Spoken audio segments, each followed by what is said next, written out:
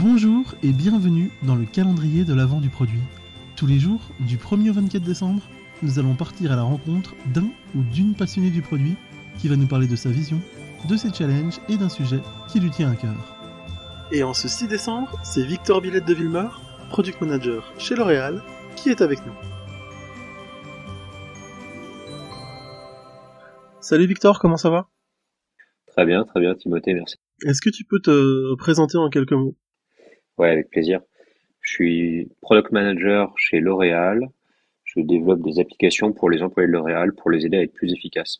D'accord, et comment est-ce que tu as découvert le monde du produit et qu'est-ce qui t'a poussé à y faire carrière ? J'ai découvert le monde du produit pendant mon premier job. J'ai fait du conseil pendant 4 ans avant de rejoindre L'Oréal, il y a à peu près un an. Et en fait, on m'a mis sur un boulot de product owner, sur un produit, ça m'a bien plu.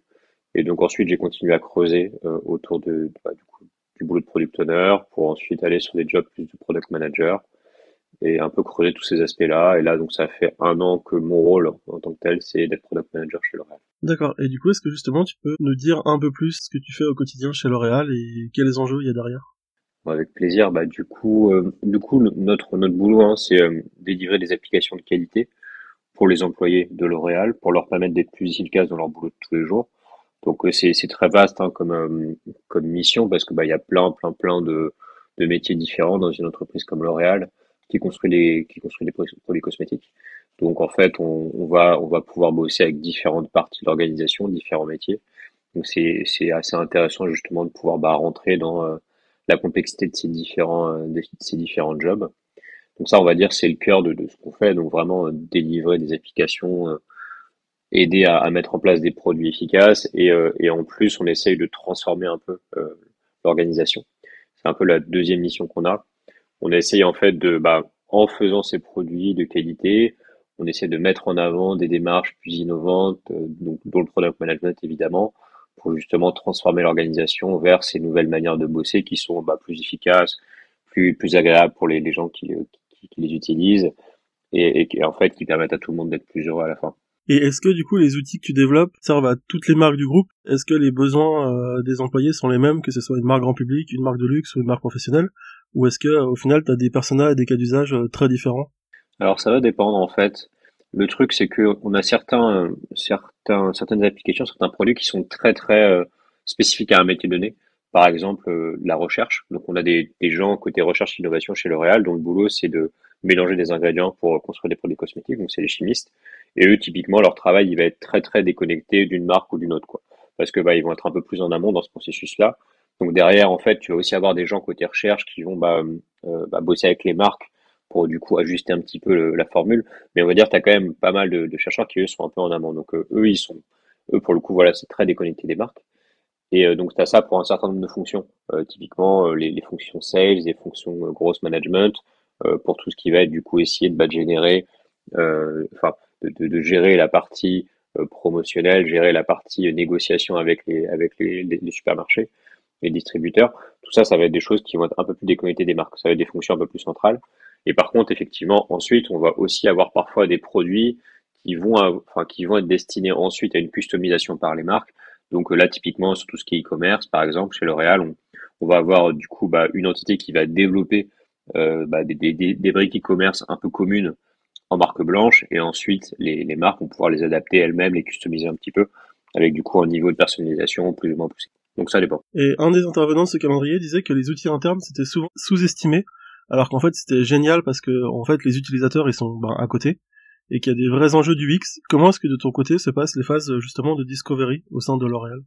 Je pense que c'est bien résumé hein, ce que disait l'autre invité.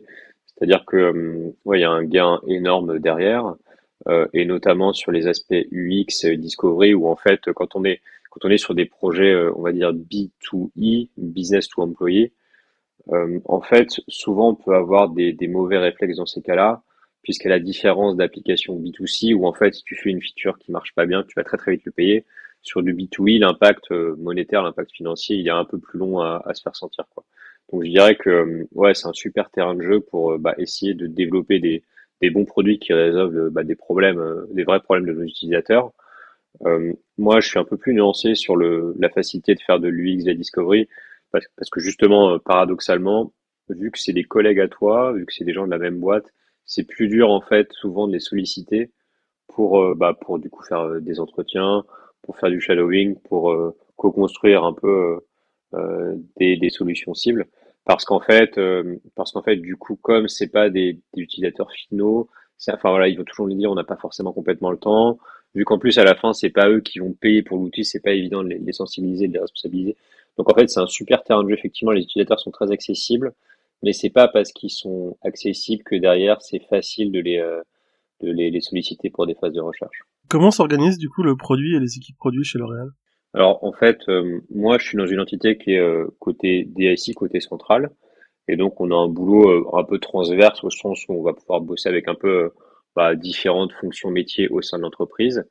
Et souvent les fonctions métiers avec lesquelles on va bosser, comme par exemple la recherche, le marketing, la finance, ils ont aussi sur place des équipes IT qui font aussi une partie des applications sur lesquelles ils bossent quoi. Donc en gros, on a une organisation qui est plutôt décentralisée. Donc avec, comme je te disais, hein, cette DSI un peu centrale, cette IT un peu centrale, qui a une vision un peu périphérique sur tout et qui va un peu aller aider à différents endroits les fonctions métiers et leur département IT. Et ensuite, tu as les départements IT qui, eux, sont aussi assez autonomes, donc qui peuvent être organisés en mode produit ou pas forcément encore en fonction de la maturité. Donc il y a un mix d'équipes produits et d'équipes projets et avec une volonté de tendre vers que des équipes produits, j'imagine.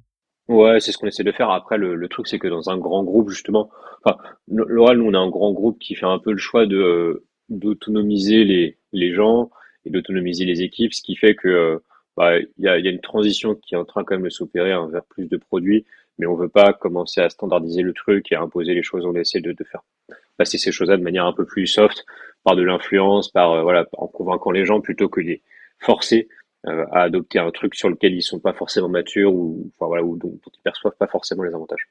Et toi, du coup, tu te définis comme un PM tech. Qu'est-ce que ça change par rapport à un PM plus classique?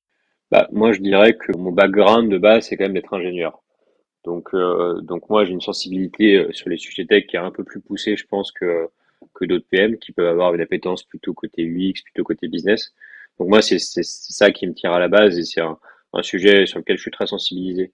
Quand j'étais PO, du coup, sur mon premier job PO, j'étais focalisé sur le delivery, un peu comme les PO classiques. Et en fait, dès que j'ai commencé à prendre plus de seniorité en termes de product ownership, product management, j'ai tout de suite, je me suis beaucoup intéressé aussi à la conception technique, à l'architecture applicative, aux pratiques DevOps, pour vraiment avoir des applications qui soient bien conçues, mettre en place de l'excellence technique. Et donc, c'est un truc que j'ai vraiment beaucoup intériorisé et que j'essaie d'appliquer encore aujourd'hui sur mes produits. Et j'ai vu que tu défendais une tech plus facile à vivre, à comprendre et à expliquer. Qu'est-ce que t'entends par cela et qu'est-ce que tu fais pour aller vers ce but? Ouais, alors du coup, moi, je partage beaucoup de contenu sur les réseaux sociaux, notamment sur LinkedIn, pour parler de la tech, parler des enjeux du digital dans notre société aujourd'hui. Et en fait, effectivement, moi, j'essaie de l'expliquer avec ces trois objectifs. D'abord, en fait, il y a un côté rendre la tech plus agréable à vivre, parce que quand on y bosse au quotidien, parfois, on peut être dans des environnements qui sont pas hyper sains, qui sont pas hyper agréables. Et pour moi, de l'agilité, du product management bien fait, ça permet de rendre ce quotidien plus gratifiant et plus agréable, quoi. Donc, je dirais que le premier aspect sur lequel j'essaie de pousser, c'est celui-là. La mission première, moi, que je me donnerais, c'est d'essayer de tirer vers des meilleures pratiques pour que les gens s'y retrouvent mieux et soient plus contents d'aller se lever le matin pour aller travailler. Donc une tech facile à vivre. Facile à comprendre, c'est parce que je pense aussi que pourquoi parfois on a du mal à mettre en place des bonnes pratiques, pourquoi le product management c'est assez clair en théorie et compliqué en pratique, c'est qu'en fait on comprend pas très très bien souvent les principes sous-jacents, on comprend pas forcément bien comment les mettre en place, quelles sont les bonnes pratiques. On a du mal à tester pour apprendre, faire du test and learn, test and learn, test and learn, test and learn. Et donc, je suis convaincu également que la pédagogie, la sensibilisation, la vulgarisation, ça va aider à faire avancer les choses dans le bon sens. Et que quand les gens comprendront mieux les enjeux de l'agilité, les enjeux de product management, du digital, ça se passera mieux également. C'est pour ça que j'essaie beaucoup de vulgariser et de parler de ces sujets-là. Et puis, troisième point facile à expliquer, c'est aussi que moi, du coup, j'essaie de contribuer à cette vulgarisation, à rendre la tech plus accessible, plus facile à comprendre, comme je le disais.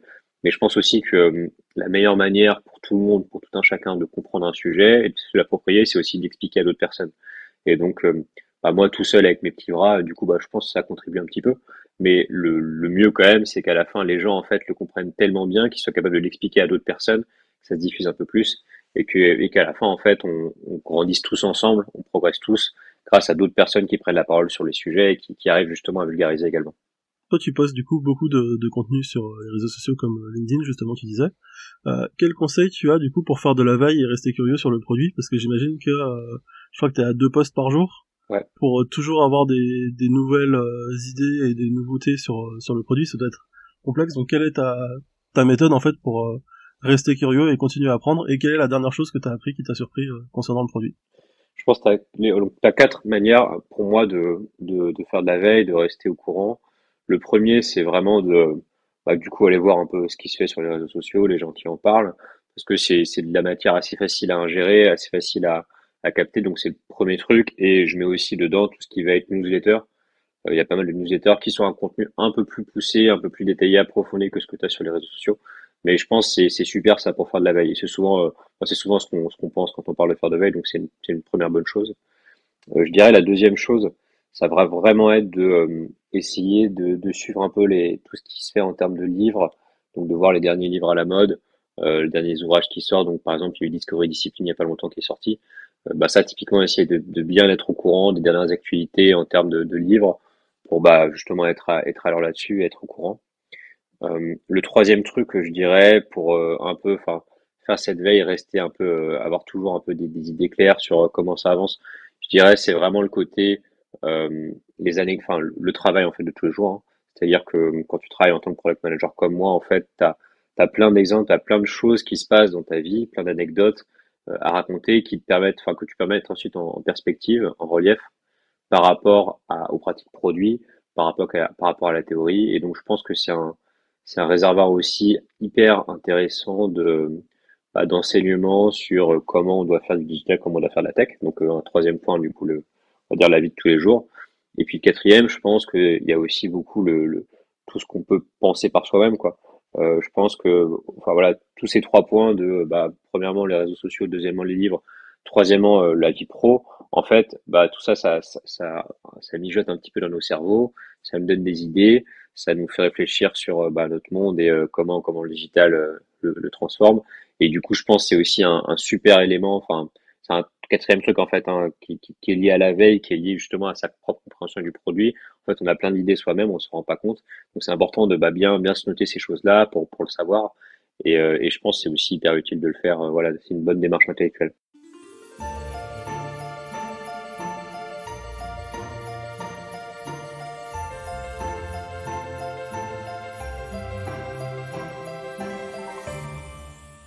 On passe maintenant à la deuxième partie qui concerne ta vision du produit.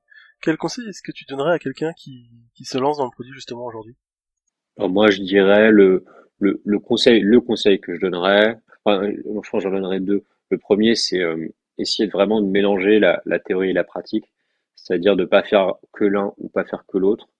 Donc ça va passer par, donc comme je disais, continuer à lire un peu des livres, enfin voilà, des réflexions un peu théoriques sur le product management et faire des liens avec ce que tu vois dans la vie de tous les jours, avec ton expérience pratique de ces choses-là. Et faire le lien en fait entre, voilà, on m'a dit un truc en théorie, j'essaie de l'illustrer par un phénomène que j'ai vu en pratique, et inversement, je suis confronté à une situation en pratique, quel est l'élément théorique qui me permet d'y répondre? Ça, c'est le premier conseil. Le deuxième conseil, c'est le réseau.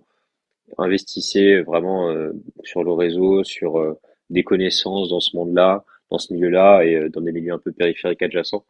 C'est hyper utile et c'est aussi ça ce qui fait une belle carrière produit. Est-ce que toi, il y a une erreur ou quelque chose que tu as appris à un moment donné dans ta carrière qui a changé ta façon de voir le produit et de faire du produit?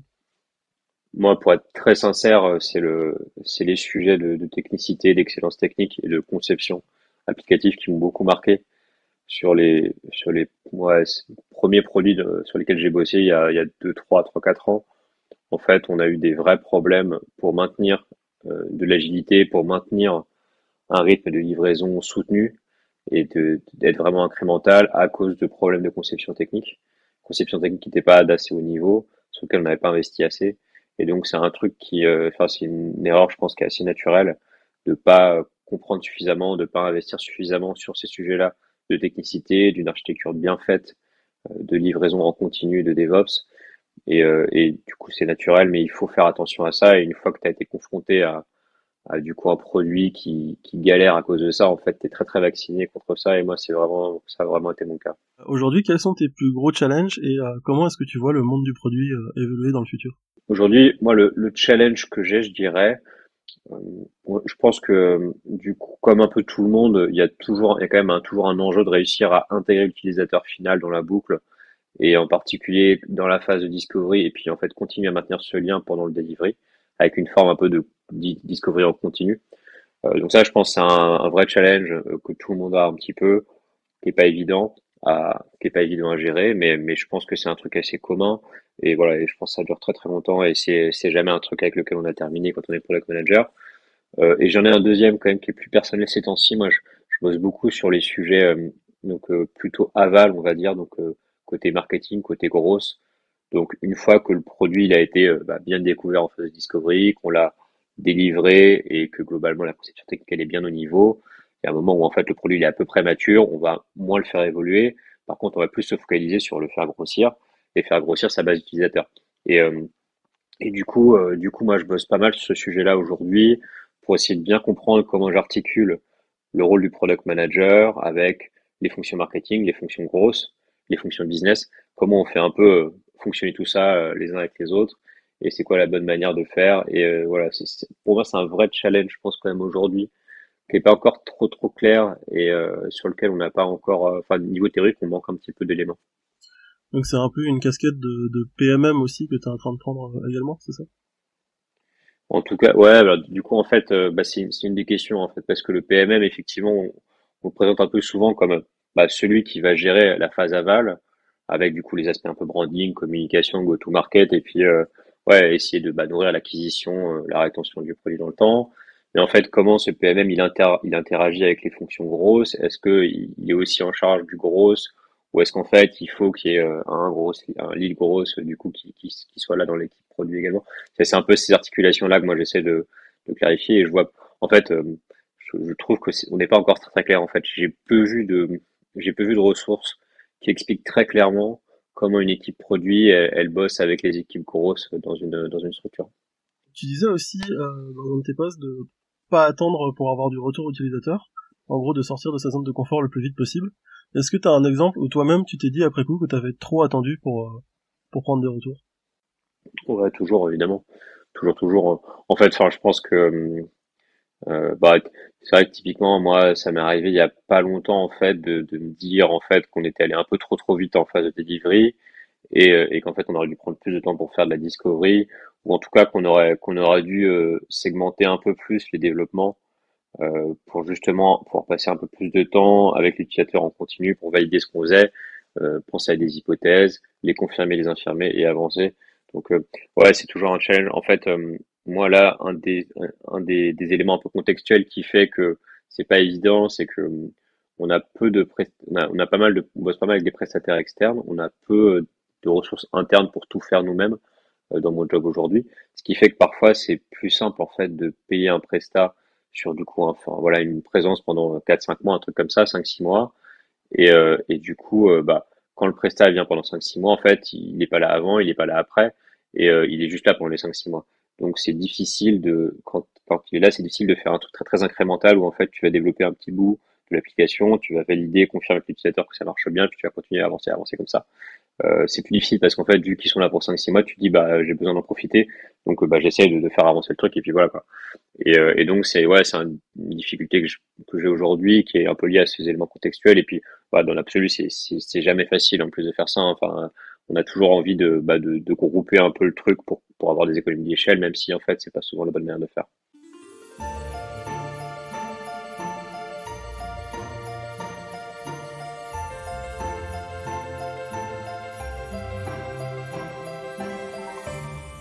On passe maintenant du coup à la troisième partie qui est le sujet du jour. De quoi est-ce que tu as décidé de nous parler? Alors moi j'avais envie de parler de growth et de marketing parce que je pense que c'est un sujet qui est vraiment important, qu'on doit prendre en compte très très tôt dans la vie du produit.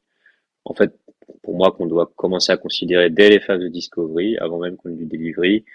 Et je pense que ça résout plein de problèmes qu'on peut avoir en termes de positionnement, en termes de user centricity, en ayant ces éléments en tête dès le début. Et du coup, comment est-ce que tu appliques ça au quotidien? En fait, j'essaie de vraiment me poser. Enfin, il y a deux manières par rapport auxquelles je l'applique en fait. Il y a vraiment l'aspect branding, c'est-à-dire quelle est l'image que je veux que mon produit renvoie, à quoi je veux qu'on l'associe, c'est quoi un peu les valeurs derrière.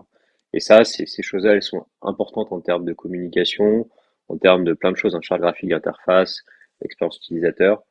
Et donc, je pense qu'il faut commencer à penser très tôt à ces aspects-là de branding, voilà, est-ce que je veux que mon produit fasse très sérieux, est-ce que je veux que mon produit fasse très tout sympa, est-ce que je veux que ce soit un produit vraiment où tu sens que c'est hyper efficace, ça va te permettre d'être hyper efficace. Inversement, est-ce que c'est plutôt un truc qui va être plus récréatif et moins axé productivité? Tous ces aspects-là, à mon avis, c'est hyper important de se les poser vite, d'avoir une forme un peu de minimum viable brand, MVB, pour bien comprendre quel est l'univers qu'on veut créer autour de son produit. Donc c'est le branding, je pense, un premier aspect. Et le deuxième aspect pour moi qui est très important, c'est anticiper les aspects de growth, de croissance avec le framework R, donc acquisition, activation, rétention, recommandation, revenu, referral, revenu. C'est deuxième chose, c'est comme ça que j'utilise dans mon quotidien. En fait, j'essaye de vraiment distinguer, enfin découper les interactions que mon utilisateur va avoir avec mon produit en fonction de ce prisme-là. C'est-à-dire, est-ce que c'est la première fois qu'il l'utilise? Est-ce qu'il en entend parler? Est-ce qu'en fait c'est un utilisateur un peu de longue haleine qui l'utilise depuis longtemps? C'est tout ça. Et donc j'essaie d'utiliser ça dans vraiment ma manière de penser l'interaction de mon utilisateur avec le produit. Est-ce que, à part le framework R, tu utilises d'autres frameworks pour ça? Je sais que par exemple dans Discover et Discipline, il y a cette notion de le plus rapidement possible penser à une phrase slogan ou un tweet justement pour réfléchir dès le début à comment est-ce que on présente le produit ou l'itération qu'on veut faire. Est-ce que toi, tu utilises des frameworks particuliers pour y arriver? Bah, du coup, moi, ouais, j'aime bien ce livrable press release à faire vraiment en amont. Je trouve qu'il est intéressant, très puissant, parce que justement, ça te permet de te mettre à la place de l'utilisateur en te disant vraiment, mais quelle image j'ai envie que mon produit renvoie. Et donc, voilà, c'est au-delà d'un livrable, c'est aussi là qu'on va commencer à avoir les aspects un peu branding qui ressortent, quoi. Par contre, moi, je dirais que, quand même que le framework R, c'est vraiment un truc hyper puissant et c'est un peu une forme d'alpha et oméga pour moi. Enfin, je dirais que c'est vraiment, euh, c'est vraiment la manière pour moi d'analyser tous ces aspects-là. Et c'est hyper puissant comme clé de lecture. Donc là, typiquement, en fait, du coup, ce livrable, un press release, le fait de se dire, voilà, je pense au slogan, je pense à un tweet de lancement pour mon produit. Pour moi, ça répond très bien à la problématique d'acquisition. C'est-à-dire que on veut que l'utilisateur y passe de je ne connais pas le produit à je connais le produit. Et donc là, typiquement, effectivement, un slogan, un truc de lancement, ça va nous aider à le faire connaître. Et je pense qu'ensuite, derrière, il y a d'autres livrables qui vont être très utiles pour les différentes phases. Donc typiquement, tout ce qui va être activation, ça va nous permettre de réussir à avoir la meilleure première expérience possible du produit pour que l'utilisateur y comprenne la valeur ajoutée. Et donc là, ce qui va nous aider, ça va être des aspects d'onboarding, ça va être vraiment de penser aux premiers écrans que l'utilisateur va voir quand il va arriver sur l'appli. Donc moi, je dirais vraiment, il y a pas mal d'autres frameworks, il y a pas mal d'autres livrables, d'autres méthodos, mais je pense que R est très puissant et en fait, en fait, je pense que ça vaut le coup de tout remettre en perspective par rapport au R. Ça permet de très bien structurer l'approche et de pas se perdre. Et comment est-ce que tu arrives à mesurer l'impact de tes actions en gros e-marketing du coup? En gros, de manière assez classique, tu vas le faire de deux manières, souvent de manière quali, manière quanti. Euh, la manière quanti, en fait, elle va être en général un peu plus simple à repérer, parce qu'en fait, donc typiquement, si tu vas pousser un peu sur de l'acquisition en faisant de la com, des choses comme ça va te permettre ensuite de voir directement si tu as plus de users qui se sont connectés à ton produit. Est-ce que, en gros, tu peux anticiper, tu peux plus ou moins te dire qu'il y a une forme de corrélation en gros entre ce que tu as fait en termes d'action et ce que les gens est-ce que ça a eu comme impact sur les gens. Donc je dirais la partie quanti en fait elle est très utile pour ces aspects-là et donc ça te permet de mesurer du coup l'impact d'une action on va dire gros sur du coup l'utilisation du produit. Donc ça je dirais que c'est pas mal et il faut évidemment l'utiliser et après tu as aussi des aspects plus quali donc tout ce qui va tourner autour du branding, je pense que là ça doit quand même beaucoup plus passer par des entretiens utilisateurs, ça doit passer par des échanges un peu ouverts avec eux pour justement bien voir si ce qu'on pense en fait que notre produit renvoie comme image est bien confirmé en pratique par les utilisateurs. Donc là, typiquement, sur le livrable dont on parlait, press release, le tweet de lancement ou de slogan, ce qui est assez puissant en fait, ça va être de montrer ça aux utilisateurs et de voir comment ils réagissent, de discuter avec eux pour voir en fait si l'image qu'on voulait définir, en fait, qu'on voulait donner, elle est bien confirmée par les échanges qu'on a avec les utilisateurs. Et est-ce que, en faisant tes publications LinkedIn, t'as appris des choses concernant la grosse que tu peux ensuite appliquer au monde du produit ou pas? Ouais, beaucoup. Ouais, beaucoup, beaucoup. Parce qu'en fait, le fait en fait, quand tu as un compte LinkedIn, le produit, c'est ton compte, du coup, l'audience que tu vas avoir.